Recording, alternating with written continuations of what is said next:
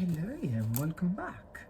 So today's video is actually a video that is so personal somehow. It's a video which I really care about it because I think it can relate to a lot of people that are feeling stuck in their career, especially if you're a creative person, and we know how hard it goes. So sometimes you get stuck and therefore you get very frustrated, but then you need to understand certain things of why you're getting stuck. First of all, welcome on my channel. My name is Angel, and on this channel I will deliver every week videos that will help you to connect with your inner self, with your higher self, and get more in tune with who you really are, and also will help you to achieve your desired life. But if you're a creative person, if you're making your living out of your creativity, I'm sure you got to a point where you almost felt stuck, where you almost felt like whatever you were making, in a weird way, it wasn't really like transmitting you something. It wasn't really making you feeling in a certain way. It was mainly like do it because you have to do it. So I think it's important that whenever you making something, you should ask yourself, am I doing this moved by love, or I'm doing this just because of discipline?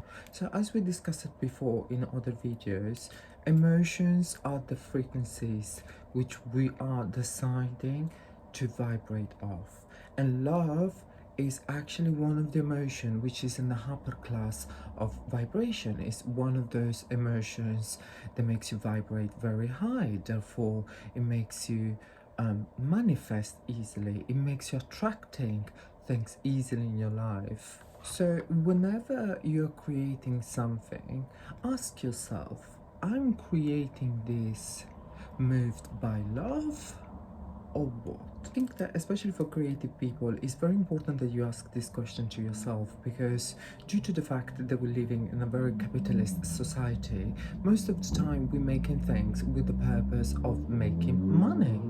We are not making things anymore because we have that love, that passion for what we're making. I'll give an example.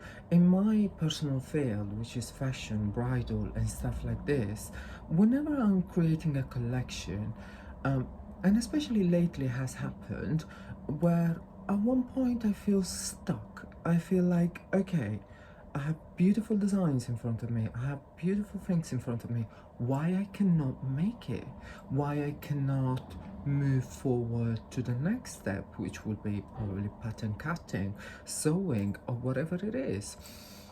And the answer is easy. It's because what moved me into making those things, in designing those dresses, is not the love that I have for the field itself. It's not the love that I have for that collection itself. It's actually the thought of how can I make money out of this collection. And then what happened, that obviously I get so frustrated because I'm like, why I can't move on?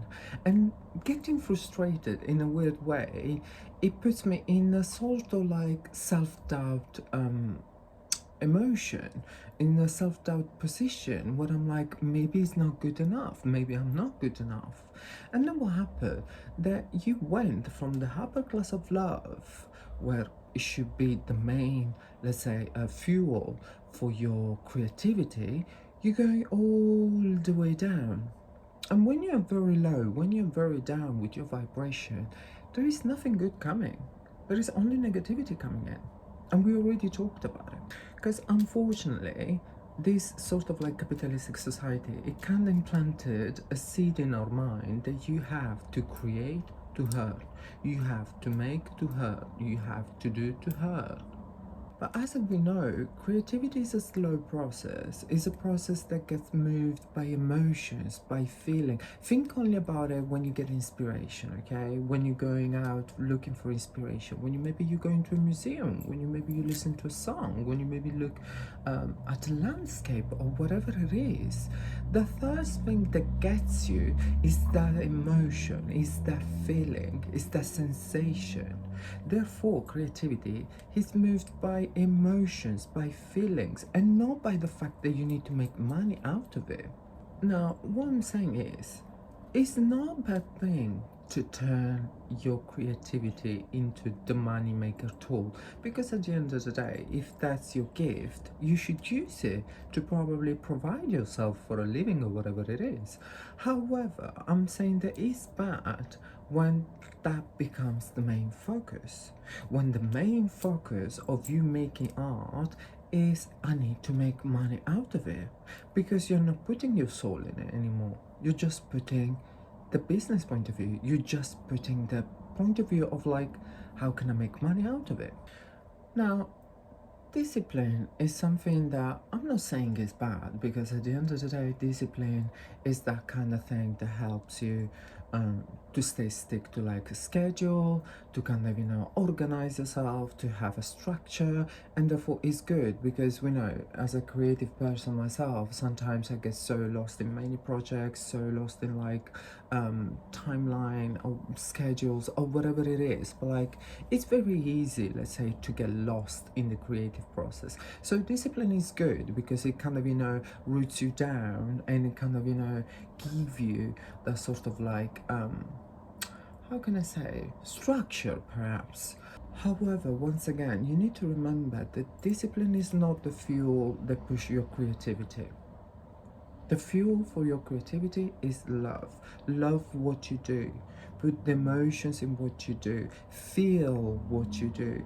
Because whatever you do, moved by emotions, is what people are going to perceive. It's what you give to other people. And at the end of the day, I believe that creativity, making art in general, is literally picturing, in a sort of way or form or whatever tool you use, emotions. And people are craving that, especially nowadays where we live in a sort of superficial world. People craving those emotions. People craves those sort of feelings from something.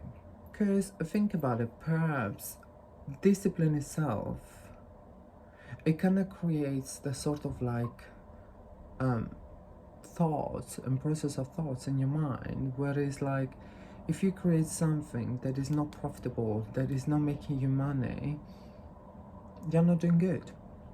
That's not good. You're not good enough. And then it becomes almost like a snowball effect, like I said before, then it's gonna just roll into the very low emotions. So think about it, the relationship that you build with your own creative mind. Relationships, we know how they are. Like, when there is true love, there is no sort of like owning, possession.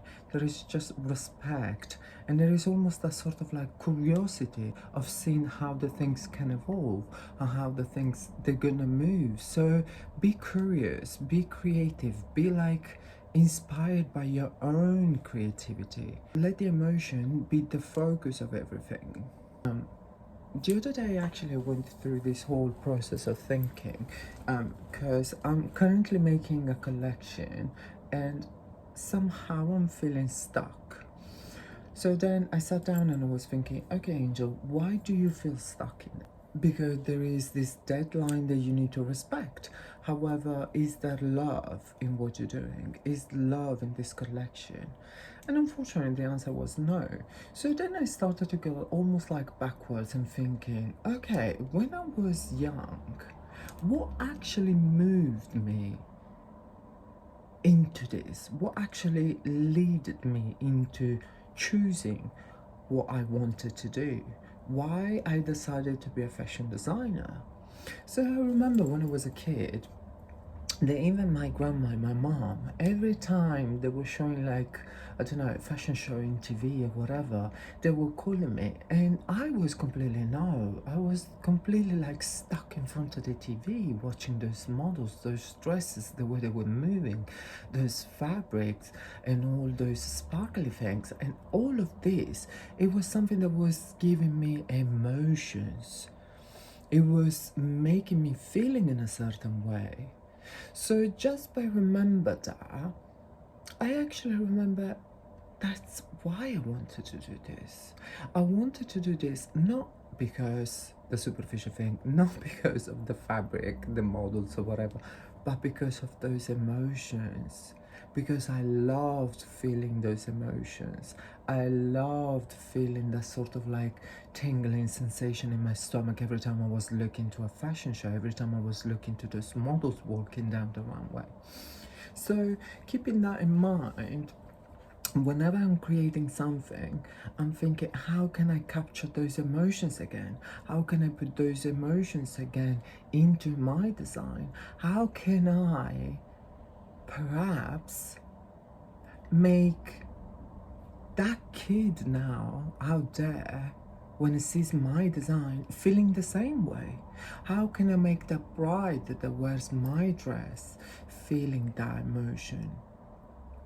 And lately I had a wedding for someone very special to me, and honestly, seeing herself, feeling completely herself in that dress, and seeing the husband feeling